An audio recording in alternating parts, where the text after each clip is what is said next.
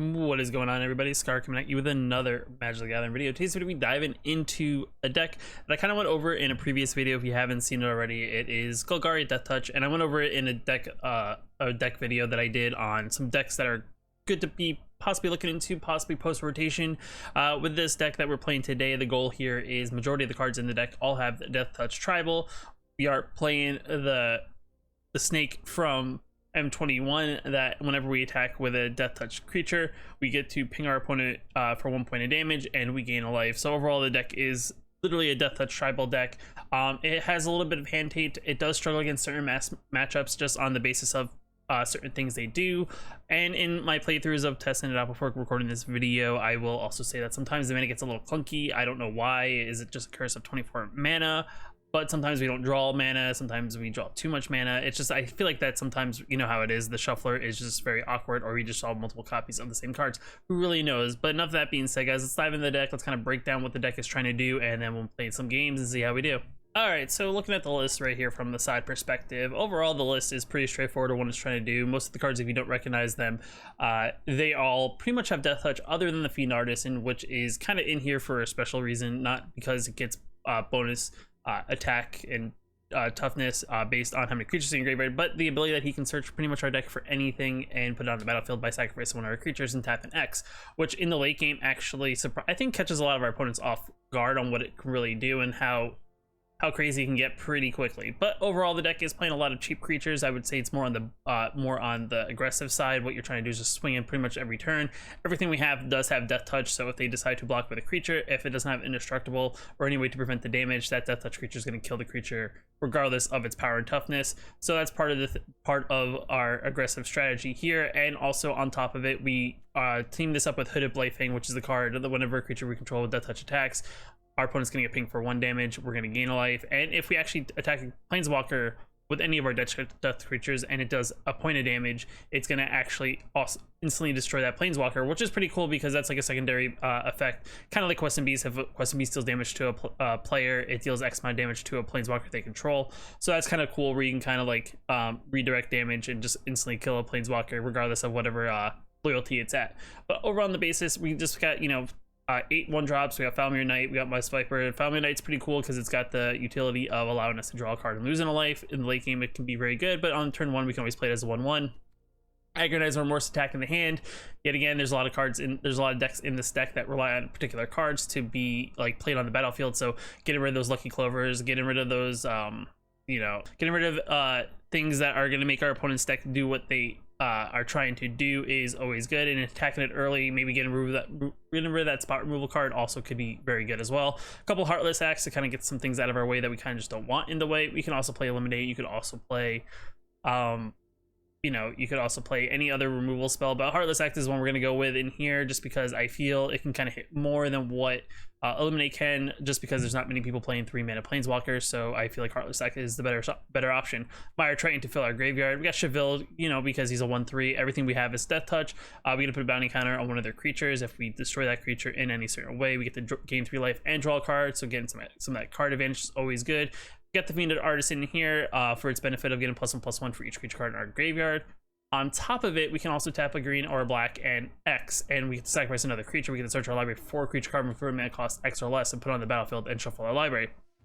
So what you can kind of do here is you can do one of multiple things. You can search for, like a Hooded Blightfang, which is something I typically do, especially in the later game if we're trying to just get the board big. Get a couple of these bad boys out and even swing with like a bunch of 1/1s, like at least 2 or 3, start stacking this effect, and now our opponent's losing 2 points for every creature, and we're gaining 2 points of life for every creature. So, and then so on and so forth. You can search for more and more. And of course, we play Call of the Deathwaller to get things back from the graveyard back onto the battlefield to kind of recycle this. We can always get a Hooded Blightfang back. We can always get, a Chevelle, get a Fiend Artisan, get in some more smaller Death Touchers if they decide to get in the thing.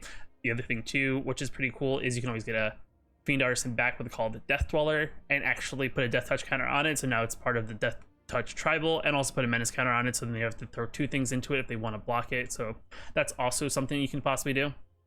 Then followed up, of course, the Hooded Blightfang, like I said. Then we got the Quest and Beast, which is like the big card in here. It's the 4/4 for 4 Vigilance, Deathtouch, Haste. Kind of know what it does. Can be blocked by things that are smaller, that are 2 or less, and it does the Planeswalker damage if you deal damage to a player. and damage dealt by creatures we control can't be prevented. So actually, if we get this out, it actually pretty much gives us the ability to not prevent the damage that would have been dealt. And then our mana base, like I said, is a little clunky sometimes, but that's the only thing that you would know in 2021 standard. If you play multicolored decks, the mana is very clunky because there's no like come into play untapped dual lands or anything like that currently, so everything comes into play tapped. And then also like, you know, Fatal Passage, if we get it early, kind of can also get a little clunky as well.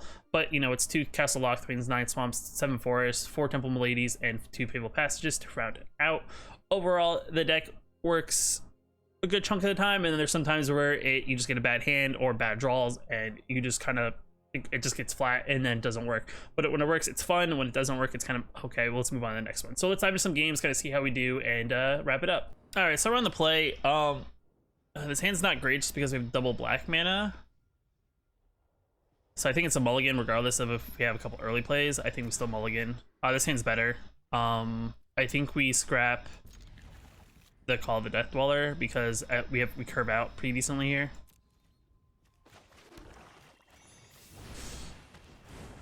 And I'm just trying to be aggressive as much as my hand kind of isn't super aggressive. That's actually good for us if they're playing that. Turn 1. Let's take a look at their hand, which is good. Let's disrupt whatever they're trying to do. All right, so they're playing some sort of control. Let's not let them get. Let's let them gain some life. I can deal with the wall if the wall's in my way, because, like I said, we have Deathtouch. So regardless if they have a wall up, if they decide to block it, we can just get in front of it, which is good. All right, Quest and Beast is good, but we need to draw a land, but we do have double green, which is always good. Though the one thing we got to look out for is spot removal. That can be quite annoying. If I have a weird feeling we're playing like Esper, Doom Foretold. Looking for that Doom Foretold probably coming out here soon. Banishing Light is a problem. I don't really have anything to spot removal that, so that's unfortunate. I mean, they may block, they may not block. I don't really know. They don't block. A part of me wants to try to draw the land, which would be great. All right, that's good, and we'll play it.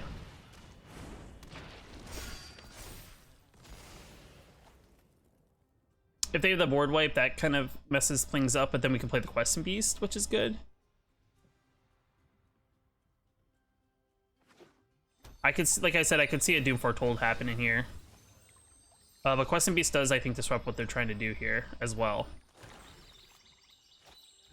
Omen.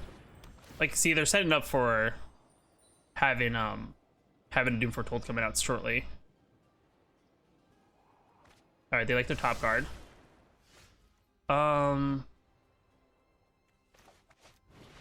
Let's do that. We'll swing in, see what they do. And turn.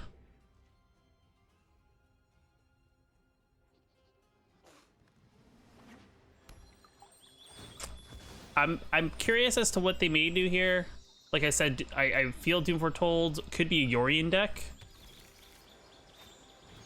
That's fine. We'll just get rid of one of our lovely 1/1s here.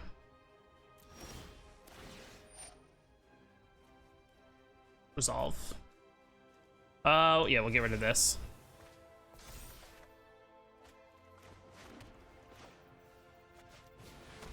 We'll play Quest and Beast. We'll swing all in.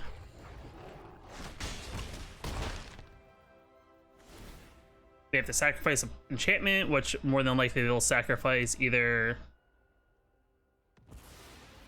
That's what I assume.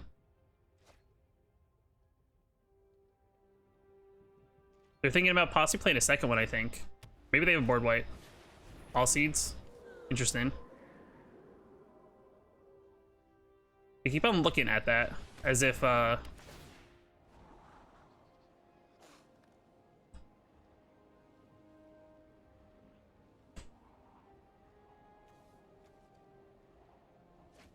right.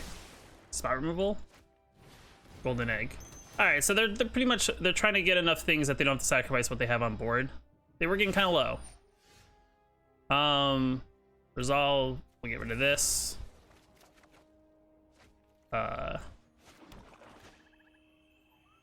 We will chop you up.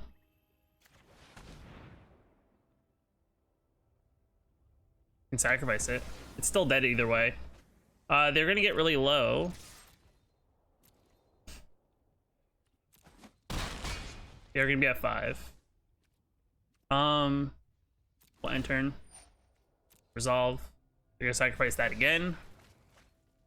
This is gonna be one of the sticky situations because we have no hand, so it's kind of tough for us to have things to react to what they got going on the board. I feel like they're thinking about board wiping here. Another Doom Foretold. That's fine. Alright, let's just draw. Hopefully get a good top deck. That's not what we wanted.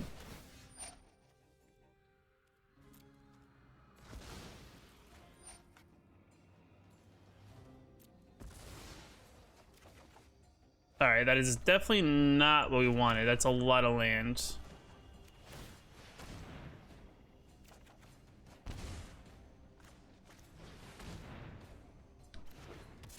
I purposely have this out so it's some fodder, because now they have to sacrifice 2 things, which they have to sacrifice the Banished Light. And that, which on top of it then it goes back to them, and they either have to sacrifice the Doom Foretolds or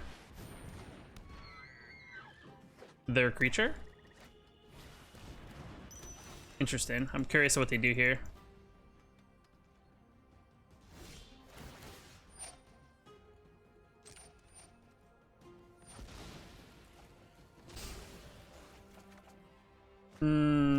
I drew a lot of lands. Kind of feels bad.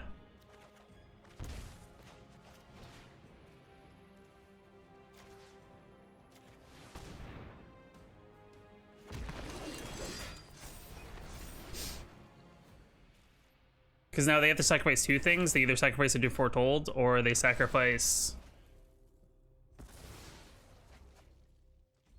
They may have an enchantment. But this does slow them down, because now it's like they get 3. That's fine.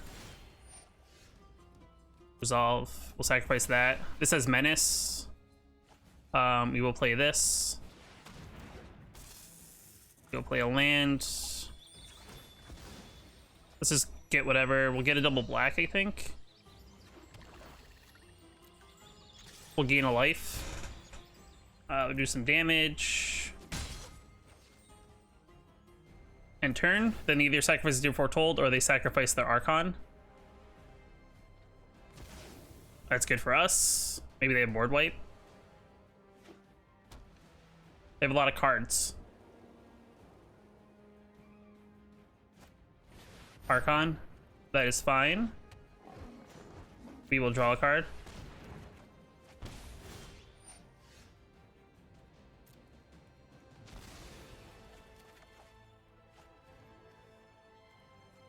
Alright, we'll play a Hood Up Lightfang.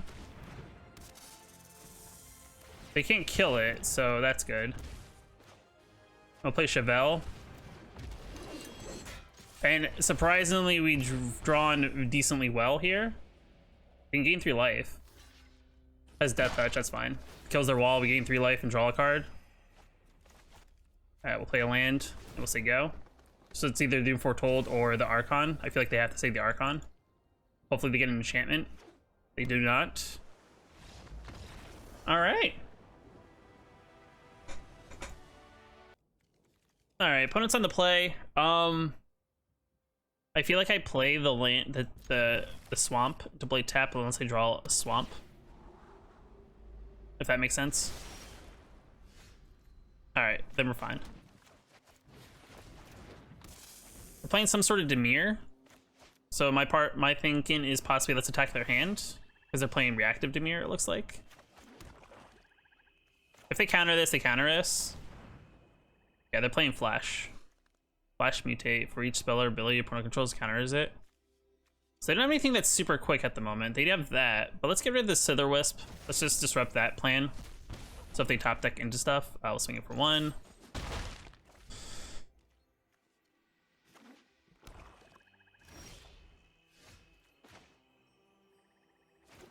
What is it? For each spell or ability your opponent controls, counter it unless its controller pays 4. Interesting.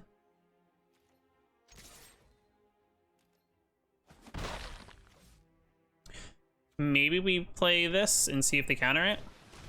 If they counter it, they've countered our least of our worries. I feel like that's a perfect play on our end, because we can hopefully get our Hooded Plaything out into play, or even our Questing Beast, which that's only a 3/3, so Questing Beast, is that good? All right, they drew another. That's probably fine, but it prevents them from playing any other creatures, which is good. They can play that. They can flash that, I guess. The Plaything. They get lucky? They did not.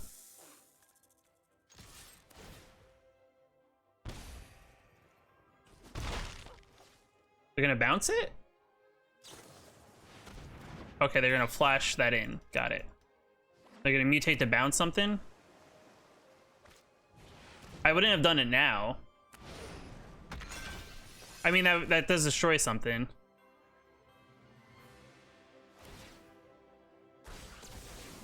But I feel like that could have gone. I feel like you should have done that reactively when I went to like attack step or something. Because what if I just had another one? And another snake. What do you do in that situation? All right, they're being aggressive, so that's a thing.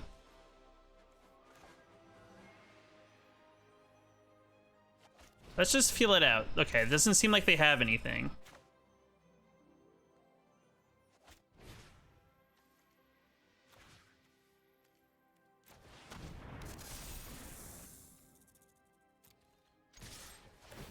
I guess we ping him for 4, make him pay, and then play another Viper. All right, do they have enough to do things? They can't attack, I feel like.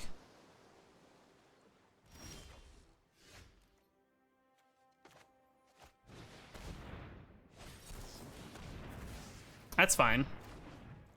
But we win. That's 10 count, that's 10 stacks before we even deal damage.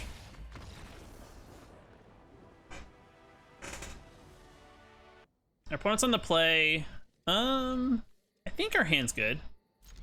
I think we play Temple and Milady first. Just so we have green on the battlefield. Oh, they mulliganed. Nice. Alright, so they're playing Knights. It's kind of a tough one, just because a 1 mana 2/1 that also puts counters on things is good. I kind of want to have that in my arsenal. The other thing too is if they draw like a strong, I don't know.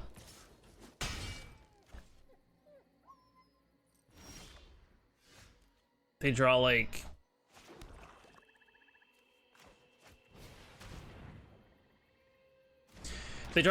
are they playing mono white? That's the thing I just realized. Are they playing mono white Knights? Or are they just get unlucky and just draw a lot of white mana? Alright, there's their red. No blocks, because they probably have whatchamacallit. That thing that makes everything indestructible.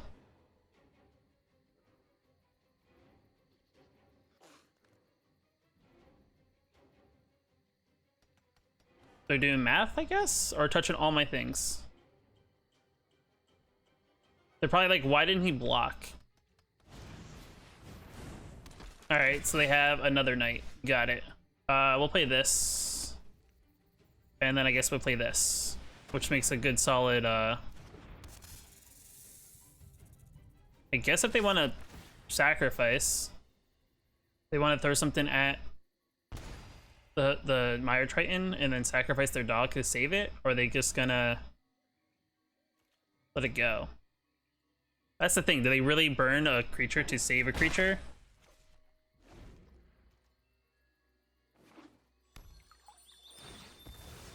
Now, if we can draw an untapped green source, that'd be very strong for us next turn. Because they can't block any of our... They can't block Western Beast with an untapped green. There's a small chance they probably have Embercleave. But I'm not going to block. So if they want to play it, they can play it.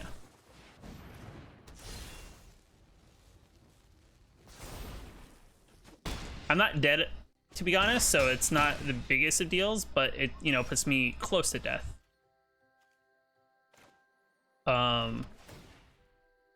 So we'll tempo Milady here.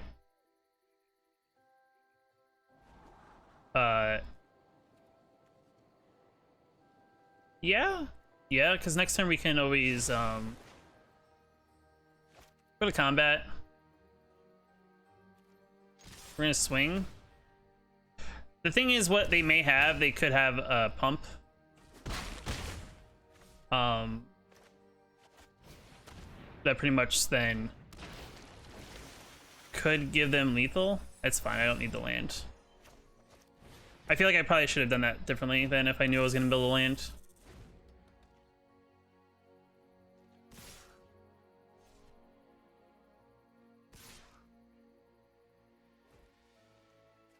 That's lethal on board if they have a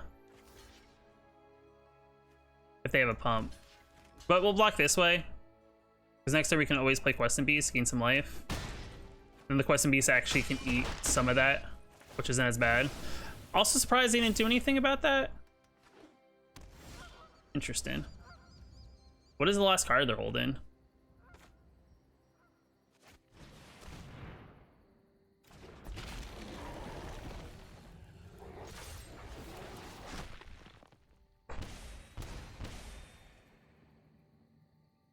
Maybe they're gonna make a 1/1?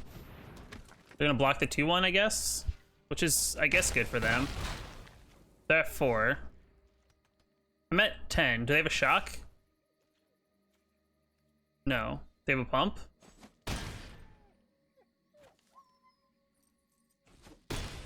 Shock? They're slow playing it.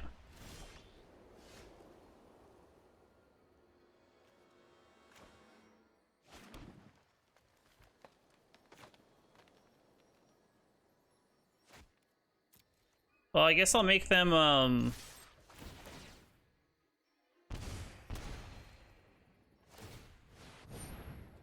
okay.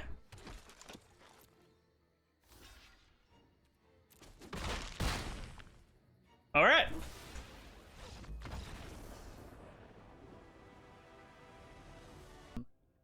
Yeah, our hand's not great, but, you know, YOLO.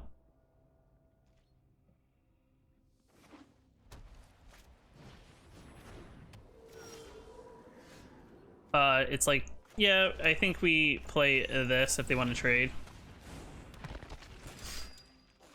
Also, all the Chevelles.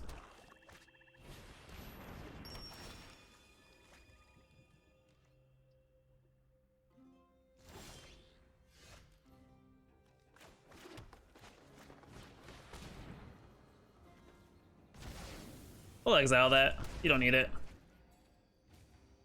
Nah.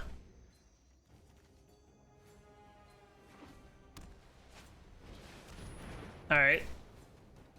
I feel like we've drawn better this game. But I feel like it puts them in a weird position, though, if they want to do stuff. Yeah, I could use a 4th land just to cap me out. Did they exchange here? They did not. Interesting.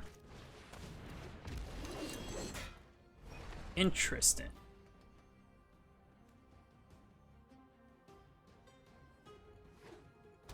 Do they have it? Temple Meletus. Another land. Another Arc Alcedes. Interesting. We'll put on one of them. You want to give it protection?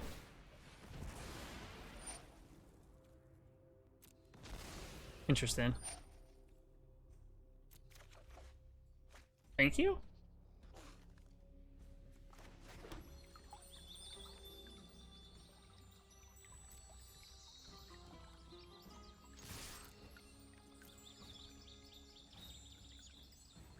I think he's considering. Oh, nope. Never mind. Never mind. Thought about it. Didn't want to do it.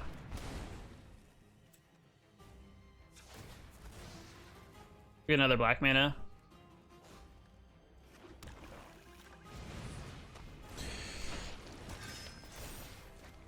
I mean, we do have Chevelle's ready just in case.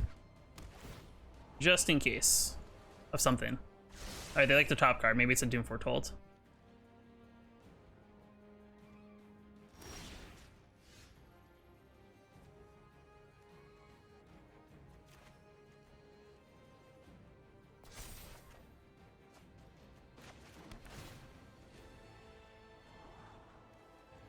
Yeah, it's fine. Oh. Do they want to block anything? Is the question. They do. I will take my card, sir. And I will gain my 3 life. Thank you.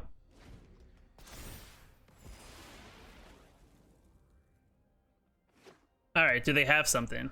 Doom Foretold. It's perfectly fine, but I feel like it's super duper late.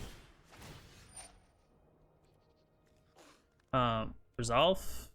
I guess we'll sacrifice this. Put the bounty counter there. We'll draw a land.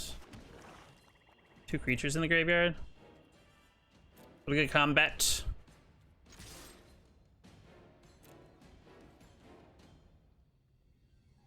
They don't block. I feel like we cheat drawing a card, possibly.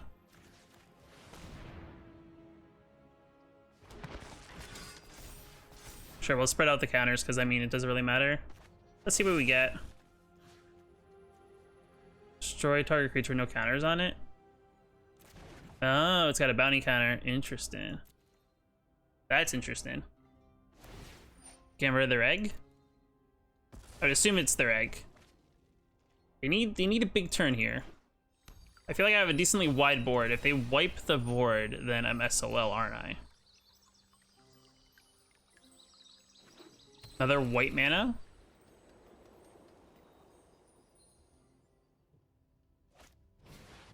That's fine.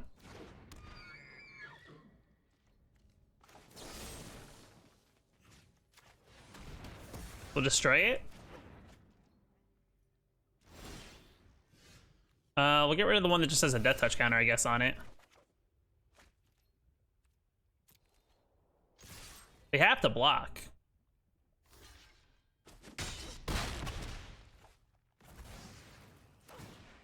Gain some life. Play a Viper. And then we'll play a Fiend Artisan, which then next turn allows us to search for it if they have a way to clean the board up.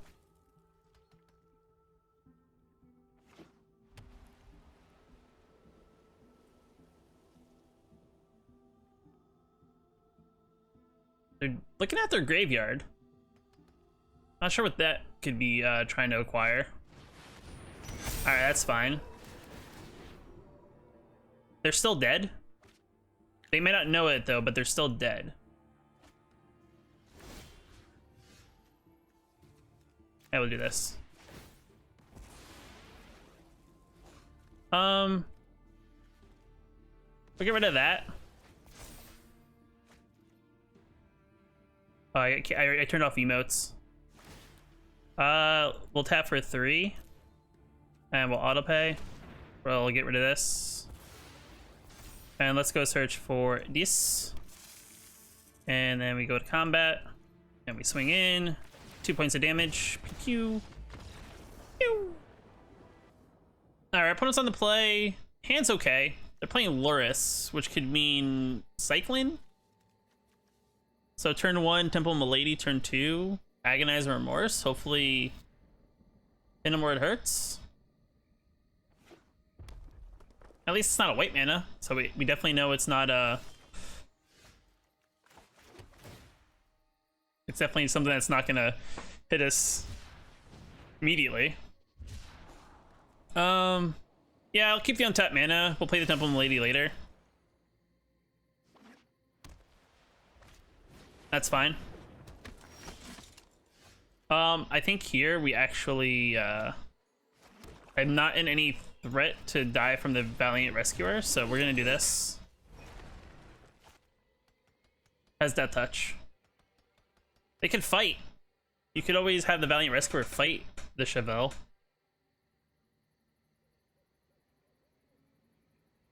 They're looking at it, thinking about it.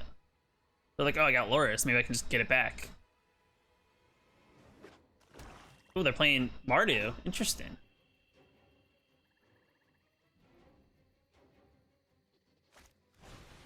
All right, they got the Cycler. That's fine. 1 point of damage is okay. Question is, do they attack? I think they're thinking about it.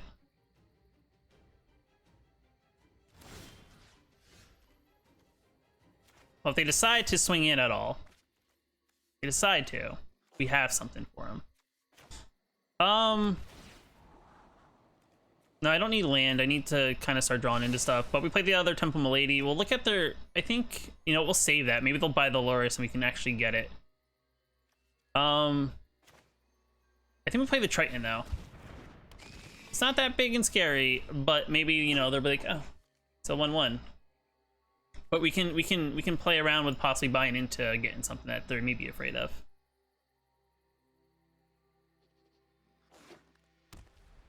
I can also just throw it in front of like the Valiant Rescuer. I'm not too scared of it. Are they gonna waste their spell already? All right, another 1-1.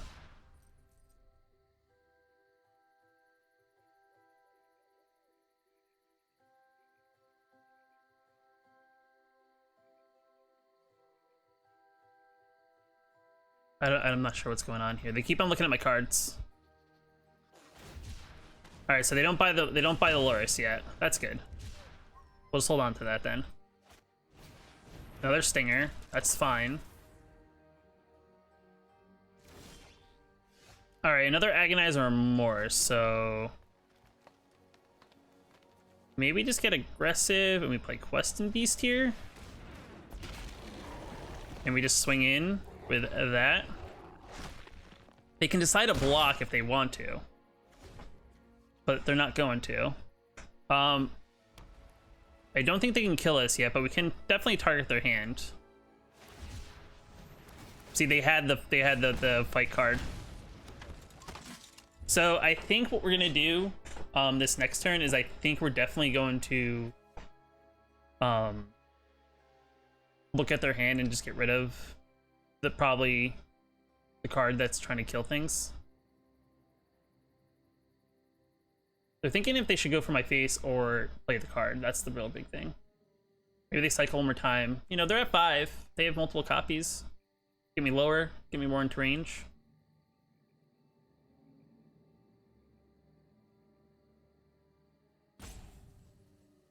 Definitely a tough call here. Cycling can be hard. And don't mind if I do.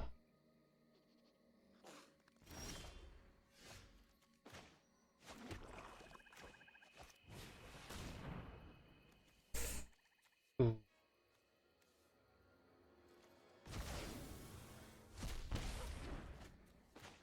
I play extras, so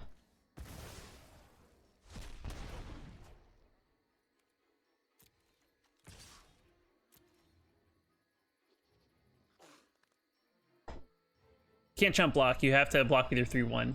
That's your only play there. This is kind of interesting, playing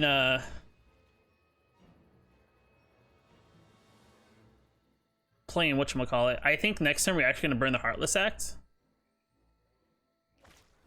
Throw a possibility. Get rid of a land. Maybe I know too much information about their hand. They're cycling again. That's fine.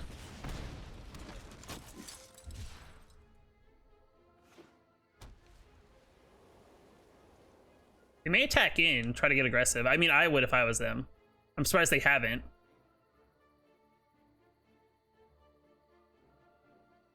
So I think they're trying to get wider. Yeah, we will, crap. Hate that, actually. See, this is actually, I think Heartless actually go out now. Let's do this. It seems dumb, but I can also play another Chevelle. So we're gonna get rid of this. Submit. We are going to get this to gain some life. And then we'll play another Chevelle.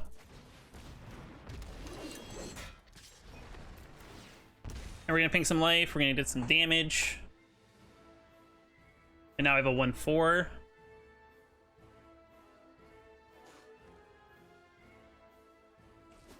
Now if I can get like some fodder here, like a cheap fodder card, I can definitely get another one and actually probably end this next turn.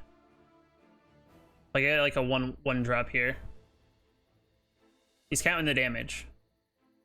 He's thinking about it. I think he's thinking about going for an attack here. I don't think he gets me unless he has another burn spell. Like he'd have to go all in here. Land, that's good for us. Thin out the deck, I think, before they draw. They've gone through 23 cards. They get us, I guess, right?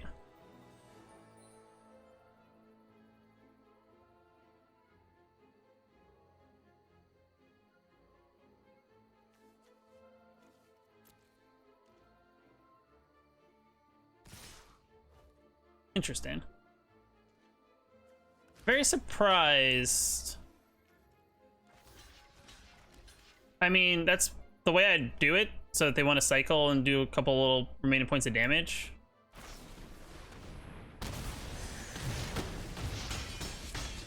I mean, there was no way around it. I had to kill him. Like, they had to have it. We're on the play. Guess we keep. It's a little bit slower of a hand, but I think we play the Castle Lockthwain tapped. Just because it's awkward to come in any later. But we do have double green for the Quest and Beast. Call the Death Dwellers, okay. Green mana, interesting. What are we playing that's mono green?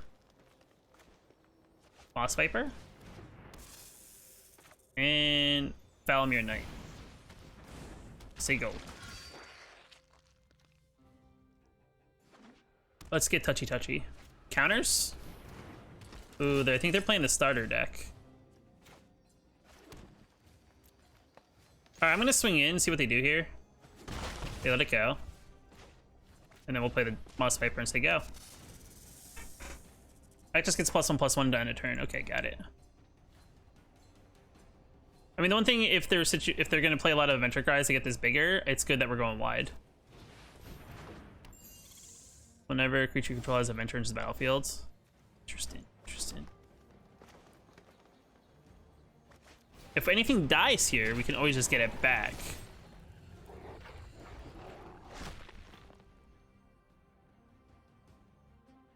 You can't block it. As much as you try throwing something in front of it, you can't block it. And as much as this is strangely going very well for having just green mana, I don't mind. I think next time we're gonna take a look at their hand. Okay, that's fair. It's better that than like a Hooded Blightfang, which could like almost seal the game up here.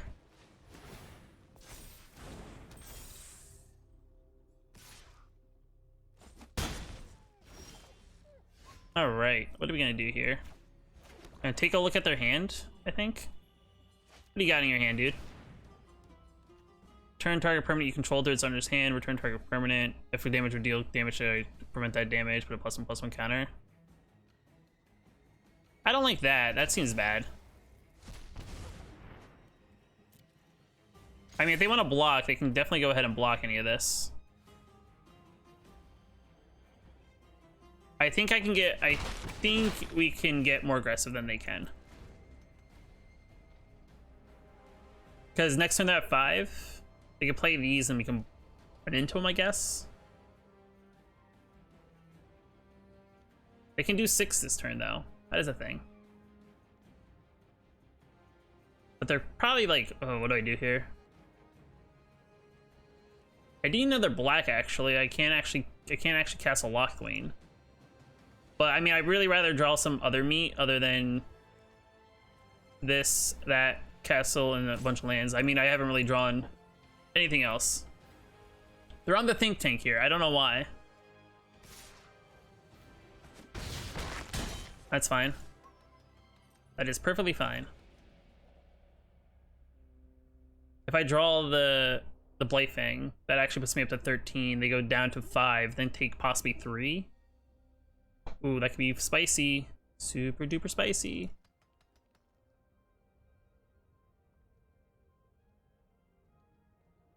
Though I could see a plan that if they don't actually block, right? They don't block. They get a wider board. And they could possibly kill us. See, I would have played that afterwards, though. Interesting. That is an interesting play.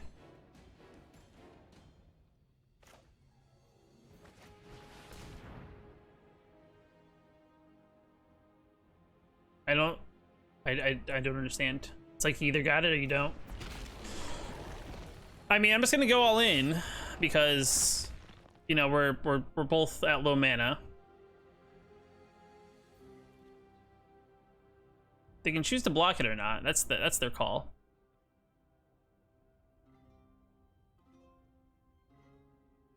I mean, anything they do here is gonna die, regardless of what they block with their 4/2.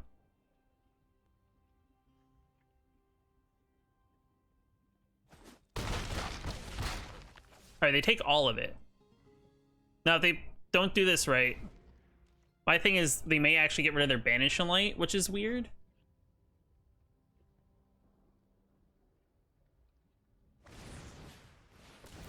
That's fine.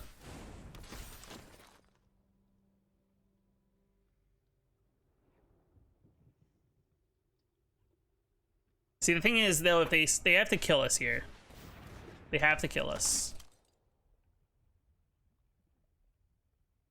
I'm not sure.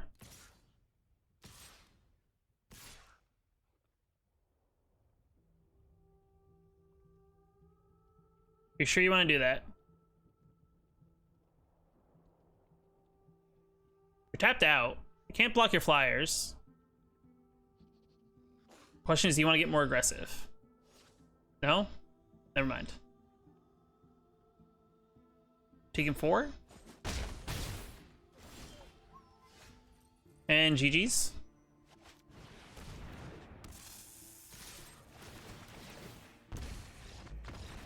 GG's, my dudes.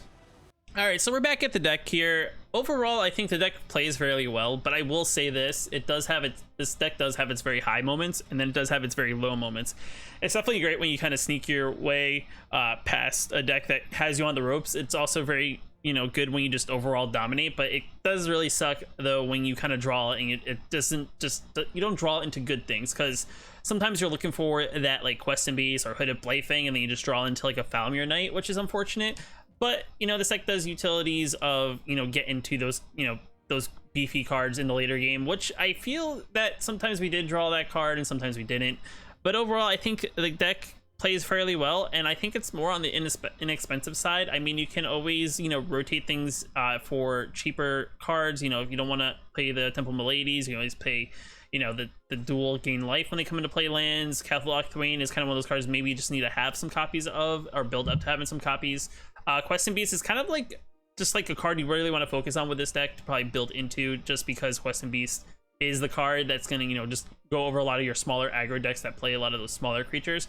And also Hooded Blightfang is like the card that just makes this deck work. I mean, without it, this deck would just be a bunch of little small 1/1 Deathtouchers and things like that. So with that being said, guys, let me know what you think about the deck down in the comments below, if you liked it or not. If you want to know when I post more videos, hit that subscribe button. If you want to hit that like button, that also helps the channel out very, very much. But until next time, I will see you later.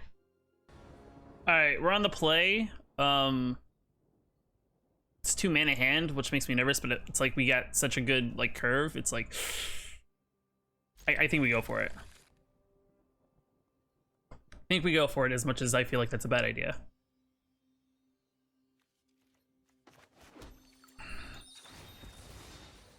Hopefully we get a land.